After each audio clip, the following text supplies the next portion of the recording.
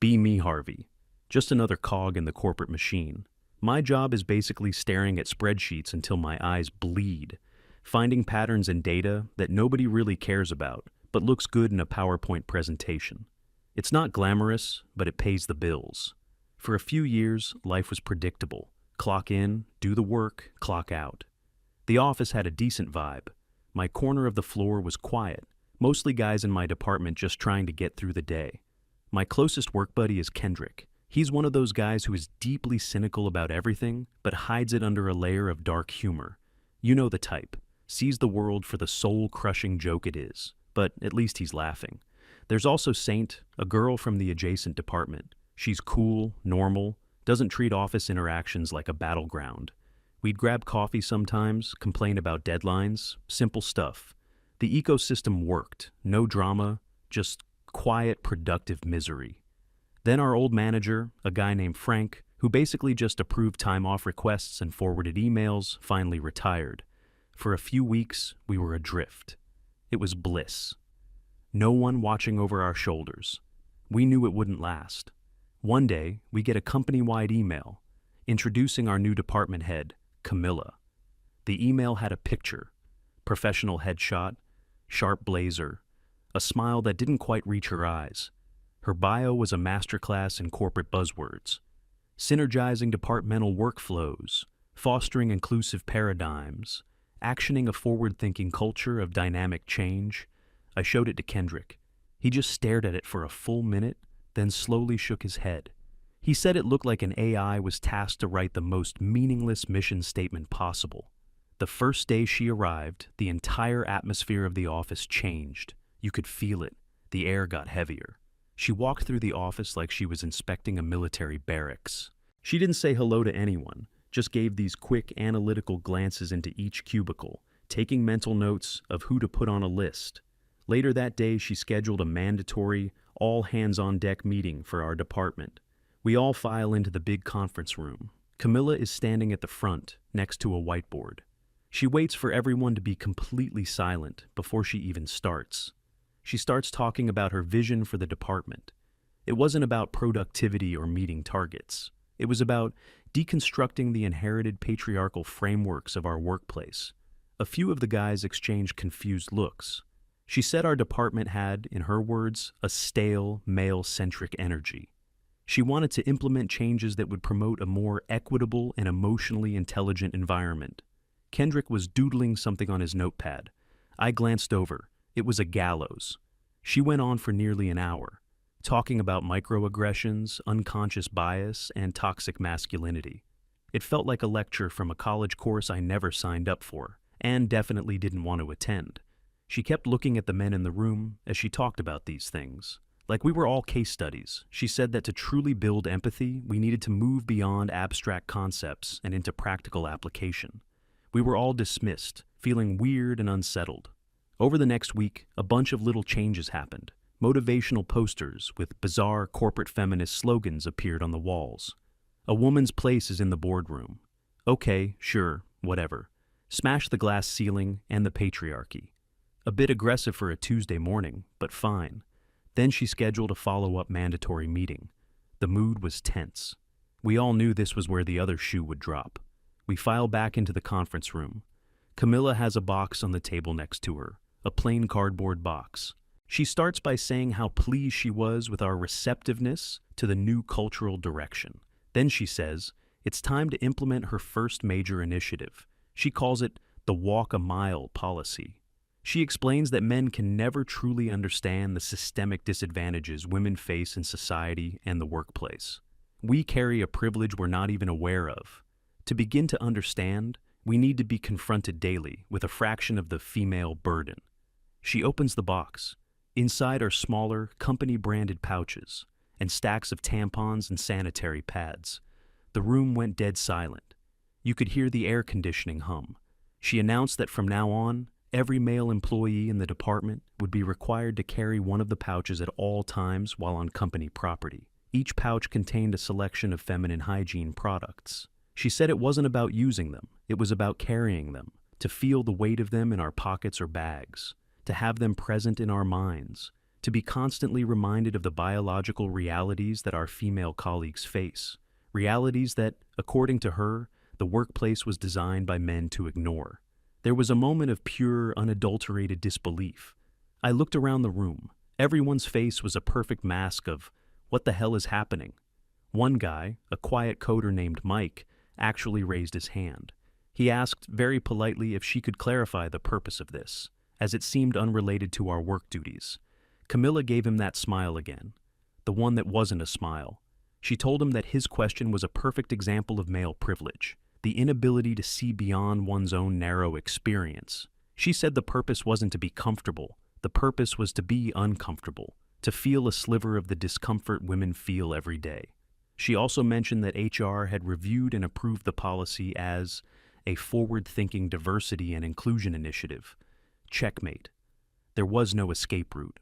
The meeting ended. She had an assistant hand out the pouches as we left. It felt like being issued a ball and chain.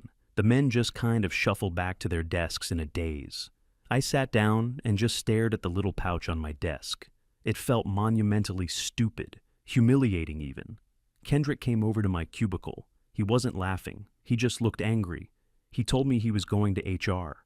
An hour later, he came back. He said HR told him that Camilla had their full support and that if he had a problem with the policy, maybe he wasn't a good fit for the company's new cultural direction. It was a threat, wrapped in corporate speak.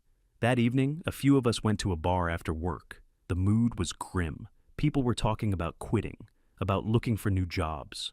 We felt completely powerless. If you complain, you're fragile and toxic. If you refuse, you're fired. We were backed into a corner.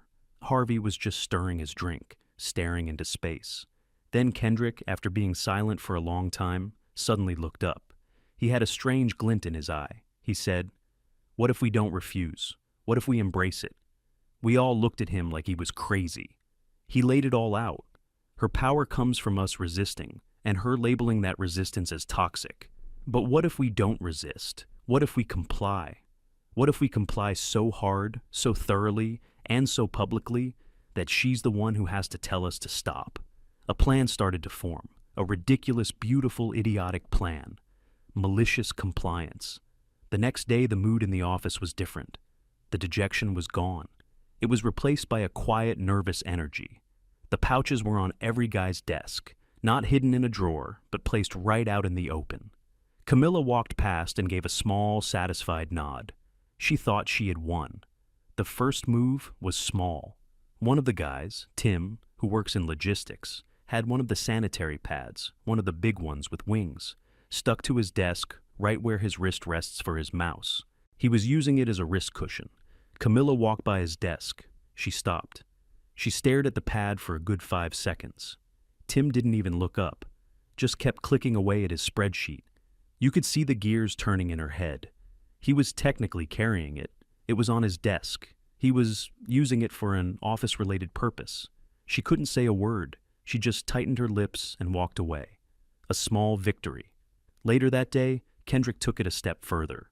He was walking back from the break room with a cup of coffee. He had one of the tampons, still in its plastic applicator, tucked behind his ear like an old-timey journalist with a pencil. He walked right past Camilla's glass-walled office. He made sure to turn his head so she could see it. I saw her look up and just freeze. Her eyes narrowed. But again, what could she say? You're not allowed to store the mandatory item behind your ear? The whole thing was too absurd. A silent war had begun. The next day, things escalated. A few more guys started using the pads as wrist rests. It was becoming a trend. One guy had a small leak in his water bottle. He very theatrically wrapped a sanitary pad around it, securing it with rubber bands. Amazing absorbency, he declared to no one in particular. Camilla was starting to look permanently annoyed. Her walk became faster, her glances sharper. I decided it was my turn to contribute. I waited for a moment when Camilla was walking toward the coffee machine. I walked over to her, holding a tampon in my hand. I put on my most sincere, concerned face. I asked her for a moment of her time. She stopped, looking impatient. I held up the tampon. I told her I was taking the initiative seriously and wanted to fully understand the product. I asked if she could explain the difference between regular and super absorbency. I said I was worried about getting a nosebleed due to the dry office air and wanted to be prepared with the right tool for the job.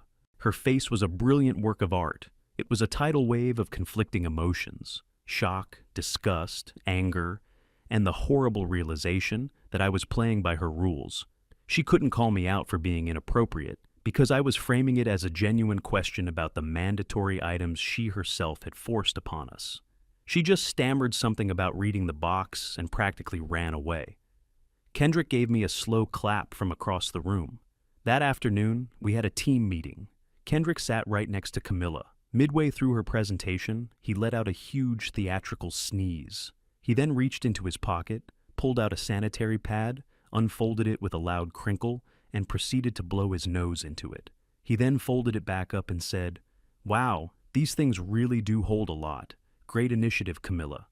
The room was silent, except for one of the other guys who poorly disguised a snort as a cough. Saint, who was sitting across the table, had her head down, but I could see her shoulders shaking with silent laughter. Camilla's knuckles were white as she gripped the edge of the table. She looked like she was going to explode.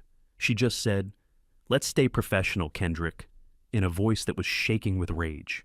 He replied, "I am just utilizing the company-provided resources." The policy was starting to backfire on her in ways she could never have imagined. She thought she was teaching us a lesson about empathy. Instead, she had armed her entire male workforce with an unlimited supply of officially sanctioned absurdity. The creative uses for the products became a daily challenge. One guy used the adhesive strip on a pad to stick notes to his monitor. Another unraveled a tampon string and used it to tie up a bundle of cables. They were becoming the ultimate multi-purpose office tool. We started having conversations in the hallway, loud enough for Camilla to hear. "Hey, you got a spare pad? The light flow one? I've got a smudge on my screen." "Nah, I've only got the overnight heavy flow ones. Might be overkill." Camilla started spending more and more time in her office with the door closed. She would only come out when absolutely necessary.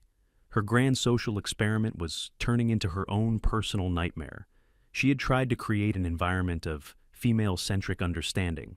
Instead, she had created an office full of guys making endless, deadpan jokes about menstrual products. I ran into Saint by the coffee machine. She looked at me, a huge grin on her face.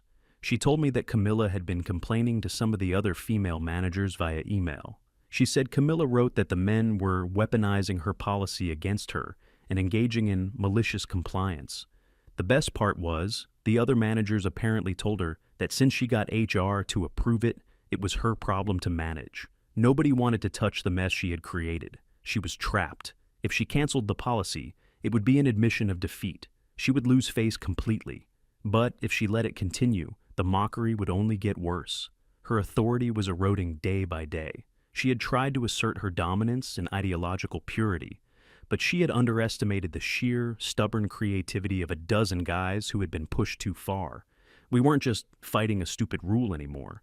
We were fighting for the simple right to come to work and not be treated like subjects in someone's bizarre social experiment. And we were winning. The atmosphere among the guys had never been better. We were united by a common, absurd cause. The quiet nods in the hallway, the shared smirks when someone came up with a new, ridiculous use for a tampon. It was a strange kind of brotherhood, forged in the fires of corporate insanity. Camilla had wanted us to understand the female experience. Instead, she had accidentally supercharged the male bonding in the office to levels she couldn't possibly comprehend. The ultimate irony. We knew she was plotting something, though. She was too proud to just give up. We could feel it. A storm was coming. She was just waiting for one of us to slip up, to cross a line from malicious compliance into actual insubordination. But we were careful. Everything we did was perfectly, infuriatingly by the book, her book. The stalemate lasted for about a week. It was a Cold War fought with cotton and plastic applicators. Camilla tried to reassert control by burying us in work. She sent out emails at all hours, demanding reports and setting impossible deadlines. The message was clear: get back to work and stop this nonsense. But it was too late. She had already given us the tools for our own amusement. The more pressure she applied, the more creative we got. Kendrick became a sort of modern artist, and his medium was feminine hygiene. He started creating little sculptures on his desk. One day it was a small dog made from a tampon with the string as a leash. The next, it was a surprisingly detailed swan with the wings of a sanitary pad fanned out gracefully. Camilla would walk past his desk, and you could practically see the smoke coming out of her ears. But his productivity never dipped. He was meeting all her new, ridiculous deadlines. He was doing his job and complying with her policy. He was untouchable. She decided to try a new tactic. A direct confrontation, but disguised as a helpful check-in. She scheduled one-on-one meetings with every male employee. My turn came on a Thursday afternoon. I walk into her office. She tells me to sit down. She has a notepad and pen. She's in full manager mode. She asks how I'm acclimating to the new departmental culture. I told her it's been an eye-opening experience. I said that I felt my empathy levels were rising daily. Her smile was so forced it must have been physically painful. She then tried to corner me. She asked if I felt that some of my colleagues were perhaps not taking the spirit of the policy to heart. She was trying to get me to rat on the others, to break our unity.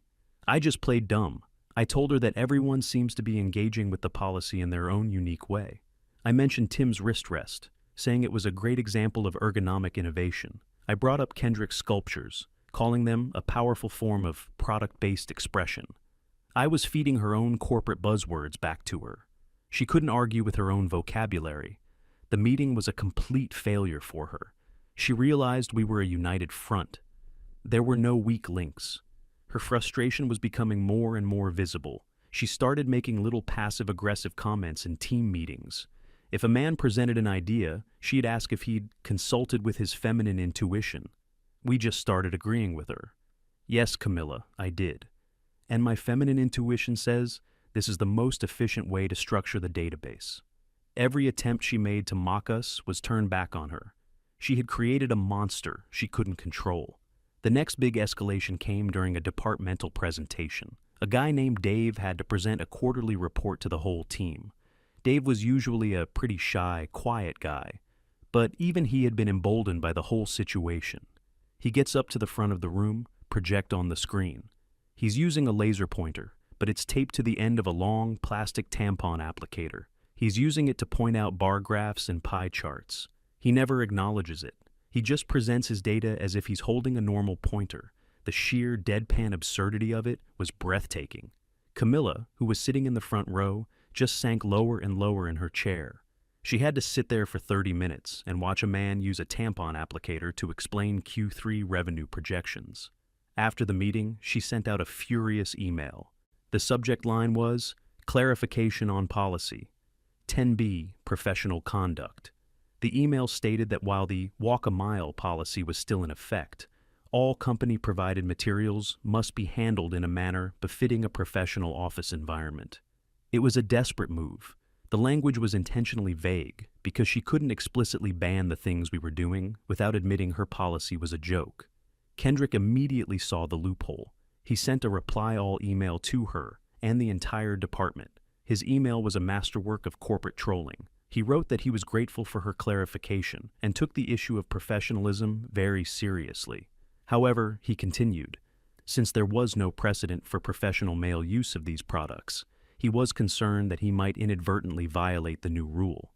Therefore, he requested that she provide a detailed guide, with illustrations if possible, on the approved professional handling techniques for each product. He asked if there was a preferred way to hold a tampon during a meeting. He wondered if sanitary pads should be kept in the left pocket or the right pocket for optimal professional appearance. He finished by saying he looked forward to her guidance so the team could remain in full compliance. Camilla didn't reply. She had been backed into an even smaller corner. She couldn't produce the guide because it would be insane, but she couldn't ignore the request because it was a valid question about her new rule. She was completely paralyzed. From that day on, anytime one of us wanted to annoy her, we'd just email her a polite question about the professional handling guide. Dear Camilla, quick question. Is it considered unprofessional to use the adhesive strip on a pad to remove lint from a suit jacket before a client meeting? She never answered a single one. A few weeks went by like this. The tension just kept building. We knew something had to break eventually. One afternoon, a manager from another division, some guy from finance, came over to our section to ask about a report. He stopped dead in his tracks when he saw our desks. He saw the wrist rests, the cable ties, Kendrick's latest sculpture, a small castle, complete with a tampon string flag. He looked at us like we were a cult. He slowly backed away and went straight to Camilla's office. We saw him through the glass, pointing at our desks and talking animatedly. Camilla just kept shaking her head, trying to downplay it. This was the first sign that her containment of the situation was failing. The absurdity was starting to leak out into the wider company. That evening, Saint sent me a message. She had overheard Camilla on the phone. A huge potential client was scheduled to visit the office in a couple of weeks. They were a big old-school manufacturing company, very conservative. The deal was worth millions. And Camilla was personally in charge of giving them the office tour and the final presentation. This was it, the end game. Kendrick and I gathered a few of the other guys in the break room after most people had left. We told them the news. The client was coming. This was our chance to end this, once and for all. We weren't going to do anything that would get us fired. No harassment, no destruction of property. We were just going to follow Camilla's policy to its most logical, most absurd conclusion. We were going to create a departmental art installation, a monument to empathy. The next 2 weeks were a flurry of quiet, clandestine activity. We'd stay a little late, come in a little early. We pooled our company-provided resources. It was the most motivated and collaborative I had ever seen our team.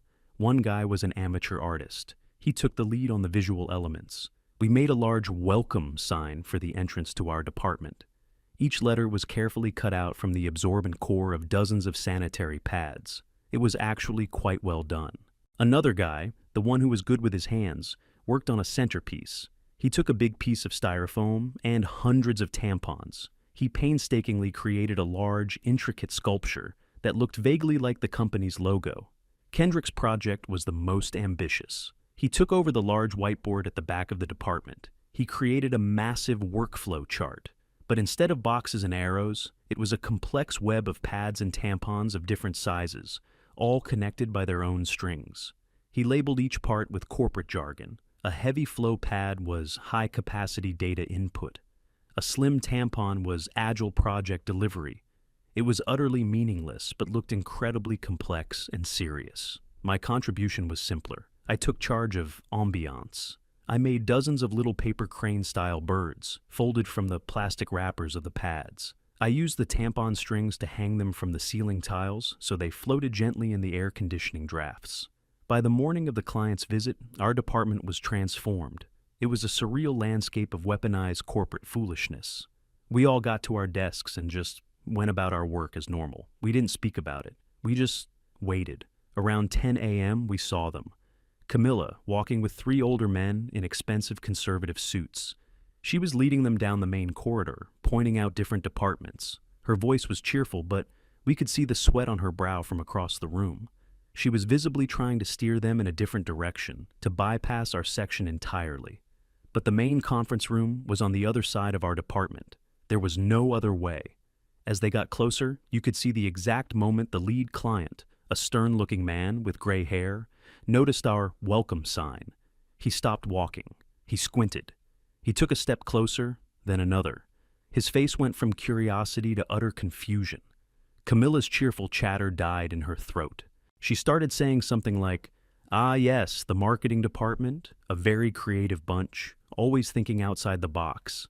The man wasn't listening. He walked slowly into our department, his 2 colleagues following him like lost ducklings. His eyes scanned the room. He saw the floating wrapper birds. He saw the tampon sculpture of the company logo.